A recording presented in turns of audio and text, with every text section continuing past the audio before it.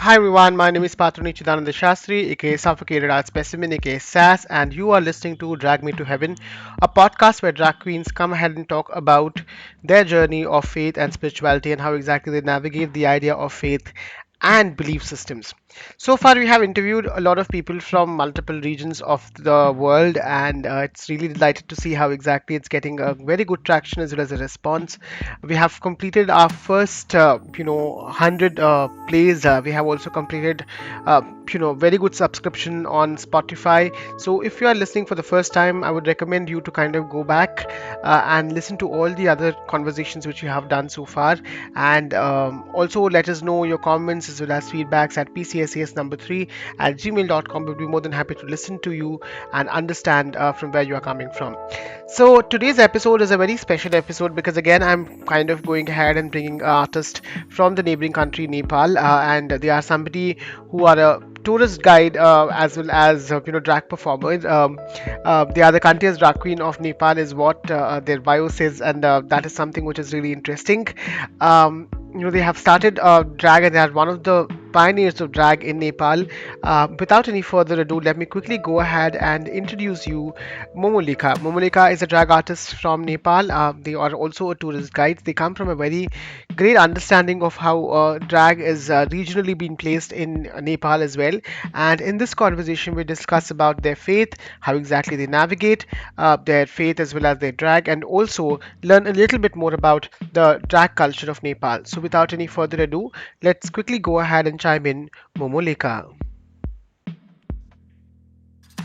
Hi everyone, my name is Pachuni Jidananda Shastri, aka Suffocated Art Specimen, aka SAS, and I am here at Drag Me to Heaven, a conversational podcast where we interview drag artists and ask them about their faith journeys while performing drag. And today I have a very wonderful drag artist all the way from my neighboring country. Yes, you guessed it right, it's Nepal. Momolika is somebody who's been, doing drag and kind of spreading drag across Nepal. I've seen a couple of work of them on Instagram, and I connected with Queer Honky Talkie as well. I think we spoke in one of our previous episodes for the same. And Momolika is actually a travel guide as well as somebody who kind of helps, give queer experiences in Nepal. And they are also a drag artist and an agnostic. So without any further ado, let me quickly chime in and invite Momolika to this conversation. Hi, Momolika, how are you doing? Great. Namaste, Sas. I'm doing great. It feels good to chat with my fellow brown drag queen. Yeah, I think that is something which is very aptly put because it's also very aesthetic, very similar when we see it across India and Nepal Yes. when it comes to culture or visibility of queerness or drag in specific. So yeah, thank you so much for saying it. Could you please help? Sas, I just wanted to add on to that before you start the questioning. So my name Momolicca actually comes from like Bollywood, like it comes from Indian TV series. Do you know Komalika? Yeah, yeah, yeah, yeah. Yeah, so we, as a Nepalese drag queen, we also are heavily inspired by the Indian music because we're a little bit similar in terms of how we dress and the makeup and aesthetics. So my whole persona is based on because I'm very rude and very like bam kind of in my drag. So I'm actually inspired by Komalika, and that's from India. So we're not very far apart. I see that one of your posters for Queer Honky Tonky, they wrote it that you are the cuntiest queen ever. So that was something which was written about you when I read your profile. So it's really interesting to kind of meet you. Could you please help us, help our audience understand how did you start doing drag, and also give a little bit background of your faith and belief practice? Um, well, my first introduction to drag was obviously through online, like some of the YouTube clips or Facebook videos, whatever I could get, because we don't have this culture of drag as in performance art. So the one of the first drag show that I organized or we organized was like I was one of the organizers. So basically, I am the one of the first, literally like a pioneers in the drag field in Nepal. We don't have many shows here, like roughly like 4 5 shows a year, and I try to get in most of them. I've been part of queer honky tonk shows for a couple of while. I am a reigning queen of Nepal, So I won the drag for visibility contest this year, and also from, because as you mentioned earlier, I run my own tour company in Kathmandu, and I also organize a couple of drag events every now and then, whenever I can. So my first introduction was through online, through RuPaul's, not gonna lie, and then I started thinking about myself. I'm like, hey, I'm like, no, I want to do that too. It's just so fierce. You get to put your personality and talent out there, and also you get excused with doing so many things. For example, I think I'm not a rude person. I try to be very kind, but I can be rude when I'm in Momolicca and people literally come to me like, hey, can you embarrass me, can you just say something shady about me? I was like, yeah, you got me, girl. Okay. So yeah, I mean, obviously, and then I started, taking help from my other transgender friends. I learned makeup. I bought couple of wigs now, human hair finally, and yeah, I've been doing it for almost 3 years now, and I wish to do it more. To talk about my faith, my family is Hindu. I grew up Hindu, but I never found God, or I never felt that connection. So I would like to say I'm more into agnostic side. I do believe there's something out there, but I don't know what it is. I do believe in karma though. I believe in positive vibe, and I believe in people's vibe and energy. I do believe karma, and then manifestation. Yeah, that's it. Great. Thank you so much for sharing it. When you said Karma, I was for a while thinking about Karma, the drag queen from India. So there's actually a drag artist with the name Karma. Oh, all right. So which is a very interesting anecdote as well. But thank you so much for sharing it. Now, my question is, when you were performing drag, or when you started your initial inception of drag, did your drag persona kind of got created because of your belief of faith? That faith played any kind of a major role in creation of the drag, or not faith but culture as well? Like, is there any cultural resemblance when it comes to your persona as a drag artist? Well, Nepal does has some bits and like here and there in our culturally like a reference of drag. For example, in the some ethnic groups like Mughal ethnic group, there's a dance form called Maruni dance, and where guys dress up as girl and they dance. Similarly, my hometown, I'm from Chitwan, and then they also like a big ethnic group, majority of Tharu people. During the harvesting season, there's also like a culture of a guy dressing up as a girl. It's mostly like guys dressing up as girl. I think it's all over the world in the theater and everything. The history of drag starts from there. So basically, I mean, like we do have like like a very small like a scene of like a drag or like a cross-dressing art form, but it has never been celebrated in a broader way. And then in the theater, in the movies, obviously there are like some like very problematic representation, but out there, like whatever we are doing, people is still, some of the, even the queer people themselves, they call it as a western art form, which could not be true, but every culture has like some sort of cross-dressing, part of their.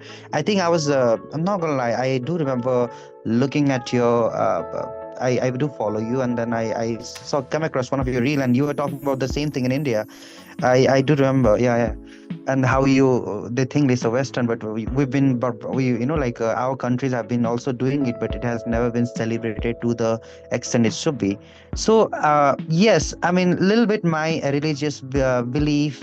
I mean, like, even though I'm not religious, I do celebrate festivals because my mom and sister, they're heavily religious, and we share the same apartment. So even though I don't want to, I come across the morals, the values that mom have passed on to me. So in my drag, obviously sometimes it comes across, but most of the time I'm also very scared to portray anything that is heavily religious or heavily spiritual. So I don't want to offend other people because they don't get what drag is. So if I, for example, if I dress up as a goddess and do a number, I am scared that they're gonna, like make memes about me. They're gonna write something bad, or they even like come and try to stop me. I mean, like queer people are quite safe here. It's very safe environment in Nepal, especially in Kathmandu. But still, we have those like couple of extremists, religious extremists, and I'm scared of them. Like, not gonna lie, like I like to live very peaceful life, so I normally don't try. I like to mix my drag with my whatever belief that is around me, just because of my safety and my family's safety. Great, thank you so much. You put it so well, in this conversation about how we as an artist have a choice to make, not only as seeing it in a more artistic perspective, but also navigating personal self within a society as well. Now you're a tourist, guide. You create queer experience. You talk about queer experience for individuals who are queer traveling to Nepal, and you're a drag artist. It's a very unique blend of two different worlds altogether. Did you ever try to kind of explore the idea, like creating a space where I think you have already created a space where queerness is a part of a part of the culture, part of the community which you are kind of thriving in, and how it was received. Like, were there any challenges initially when you started doing drag and trying to explain people what exactly it is, and how did you navigate that? I mean, so I also worked for the only gay bar in Nepal is called Pink Tiffany. I worked as a waiter there 7 years ago when we first had our own drag show. It was like a very like a messy one, like just three or four performers without wigs, none of them. It was just like a very messy, but it was a start. It was just like a starting point. And after that, I did like three different drag events. I did like a pride parade party. I also did a drag competition. Then I did a drag murder mystery party. So I keep doing every once in a while whatever I can, because I also want to perform as a performer. I would like to perform. I don't want to arrange everything. But since you're one of the few people who are pioneering in the field, you kind of have to take that um, uh, responsibility and do it by yourself, because not many people around me are doing. One of them is Queer Honky Tonk, so we do like a 2 to 3 drag events every year, and like that's it, right? So you have to create an space for yourself. Yes, when I do it, there are definitely more challenges. One of the challenges is obviously like paying the queens and getting the resources. Selling the ticket can be a little bit tricky, because people, a lot of the time when they don't get it, or like they don't understand that it is actually a very wonderful art form, like they are a little bit hesitant to pay. So that's definitely one of them. Second is obviously like a lack of drag artists. We have roughly like 15 to 20 drag performers, and they're also not very seasoned one, like they're still in the learning phase, everyone. And I have a lot of drag sisters, and like we keep talking about, we share the same outfit, wigs, makeup, we help each other. So we're basically creating a like a environment for drag. And since I do tourism, it's very important for me to continue my drag, because like tourism goes hand in hand with the other queer experiences. So since as I talked about, we have only one drag bar in we have only one gay bar in the whole country, and then like very few artists willing to perform, despite the fact that how progressive we are in the laws, and like how wonderfully we could market Nepal as a potential queer market, and we are failing to do so, but we are still trying from our part.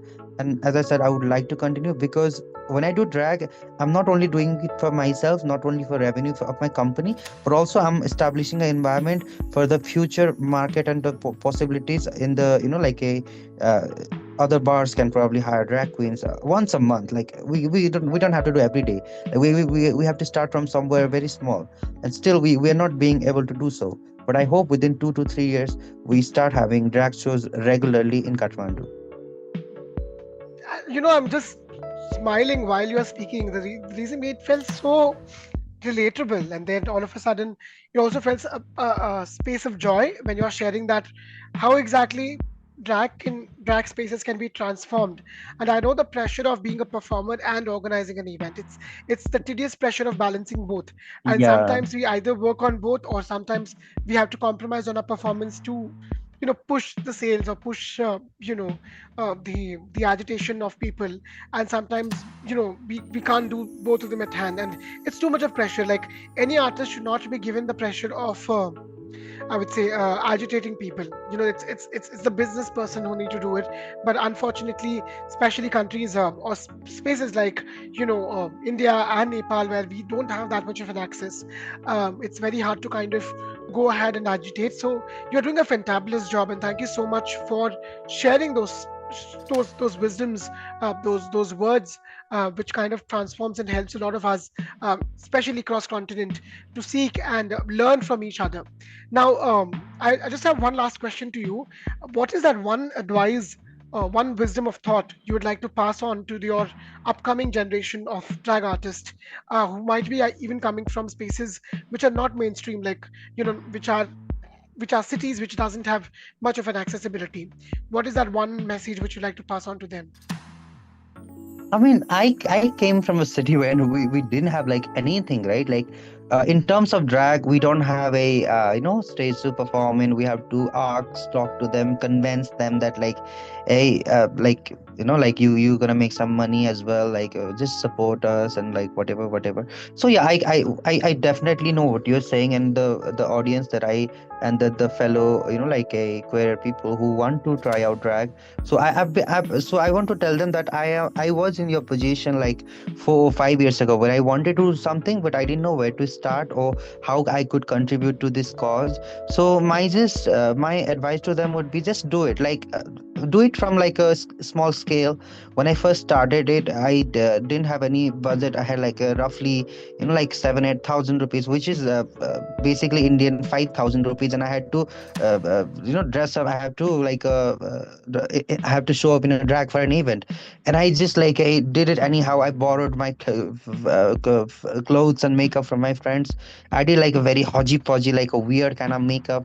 Now I do like mostly like a glam and kind of like a very like a cheap hooker kind of look. But back then, like I just did it because I wanted to start it somehow. And also, it's very important for you to find your personality. You cannot just sell drag just by the look. So you need to understand what is your humor. Like, is it dry humor? Is it like you I do you make like a offense, like the what do you call it, the dark humor, so you need to find your core, who you are as your drag persona. And sometimes it can be extension of your real persona, but it's definitely clever to separate those and like work on like couple of your pickup lines, couple of your funny jokes. So you need to come up with your identity, your idea of who your drag person as a person is, which is very easy to do if you look within yourself.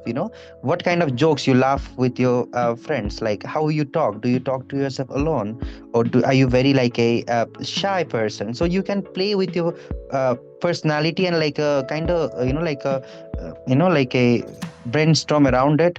So yeah, my idea, just do it, like don't think a lot, do it from a smaller like do it whatever you can do. Now if you're willing to like be one of the drag performers, or you need to you want to learn how to do drag, there are enough tutorials on the YouTube, and like how to develop your personality, how to learn makeup, and then like everything you need to know about drag is out there. All you need to do is like just start it. Is it just that one spot claiming would eventually kind of give you 100 volts of power? And once it's an addiction as well. I was talking to another drag artist in the same podcast series. Drag is an addiction. Once you start it, you can't leave it. Once you Oh are a my God, you queen. can. Look, I'm telling you, I have spent like so much money. Like, I'm like not so much, but like I don't earn also a lot right now because I'm only starting. Uh-huh. But the amount of money I spend in the buying like a new, jhumka and everything, because I don't want to look the same in the every performance. And I've performed like a 10 or 15 times so far, and Hmm. it's a pressure, man. It's so expensive. And you don't get Yeah. the wigs in Nepal. You need to like buy. Like I bought like wigs of like a 2 3 lakhs, and it's just like so expensive. But once you do it, you just cannot stop it. It's an addiction. I'm already thinking about the next number I'm gonna do. I always almost wanted to kind of quit drag for 6 months this year, because I was doing a lot of things. I said, like, I will not curate an event. Like literally, I don't want to create entertainment because people, it's too much pressure on me to kind of bring people together and all that kind of stuff. And then while this was happening, this podcast came in. So it's always a constant flow. You can't stop at one place. It pushes you. I think that pushes something which is also very internal. Like, it Yeah. helps you retrospect and create your own self of an identity. I think once you know the power of it, once you know the power of gender performance, um, uh, you can't uncheck it. It's very hard to kind of say that, okay, I will close everything and I'll go back home and sleep. No, it doesn't work in that way. But yeah, thank you so much for sharing it. And definitely, I kind of echo your words and thoughts about the wigs. I stole wigs, which are again, we have these local dramas where they have Rishi Muni wigs. Yeah. I stole half of them from a local theater shop, and I'm trying to restyle them because that are cheap, as well as that will create a little bit of an I aesthetic. I say you use a lot of colorful wigs. I normally shy away from the like really colorful, like a pop of like a pink or like blue. I've seen like you with a red wig as well. Yeah. I normally go with a natural neutral, but you definitely inspire me to do something crazy and cook a Yeah. little bit out of.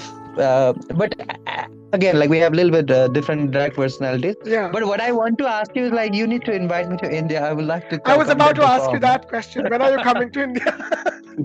So I'm thinking to so I'm coming to Mumbai for February. There's a tourism conference. I need Uh-huh. to attend, and I think it's gonna be in Lalit Hotel. And I know like they do the kitty show there, so Yeah. I'm thinking to approach them like, hey, can I do a number, please? And like you don't need to pay me. I'll bring my own stuff. Just like just Uh-huh. for sake of performing. So I would love to. Yeah. And there are alternative spaces as well in Bombay. Definitely there is Lalit, but there are spaces which are holding specific drag shows. There's Gacy is a social media platform which is Oh yeah, Gacy. Yeah. yeah, and then there are there's Gay Gays Bombay, which is also something which is a platform. I'm not sure if you know about. It's called as the It Night. Oh, okay. I don't know. There's this drag artist from Bombay. Their name is Glorious Luna. I know They, Glorious Kona. and they do this magnetic balls, basically. These I've balls kind seen. of Yeah, I different follow level them on altogether. Instagram. So I It is think so extravagant, like a goddess kind of, like ethereal kind of looks. yeah, I'm just like, oh my God, that looks so expensive. yeah. No, Bombay scene is very different as well. I think um, the South Indian scene is very different in its own nature because it's very artistry. It's more Mm-hmm. like a performance driven, and Mm-hmm. Bombay is more of a fashion driven. And I Yeah, think it's fashion. I spoke with somebody in the first episode of this podcast. Their name is Jish, who also is from Bombay, and they create this very alienated look. They're a fashion Mm. artist, and then they perform in Bombay. So within India as well, if you come kind of go from north to south, the idea of drag changes. The perspective of drag changes altogether. How people perform also kind of changes. So I think in Hyderabad we don't have much clubs. It's more like a community-driven conversations, Oh, performances which we okay. do. But anyway, if I come there, I'll definitely hit you up and you need to fix me a number and like really hot guy. Just kidding. Yeah, anybody hot guys listening to this, please go ahead and follow Yeah, Momolicca. I would absolutely. I would add their Instagram handle to the Spotify list as well. So please go ahead and check them out. Check them out as in look their profile, Yeah, and you hot can check guys them out message as me. well. Message me hot guys. And if you don't like Momolicca, you can lick my momos. Okay? That's wonderful. And whenever you're coming to Hyderabad, you're obliged to kind of come to my house. So thank you Okay, so okay. much for taking time, and thank you so much for a very short notice, but making time for this particular podcast. And it My really means a pleasure. lot. It really means a lot to hear from you. And people who are listening, if you like this particular conversation, please go ahead and subscribe. I'm saying it for the 40th time to subscribe and kind of help me make this podcast reach to people. Mm. And also you can follow Instagrams of both Momolicca and me. I'll put that information in the Spotify link.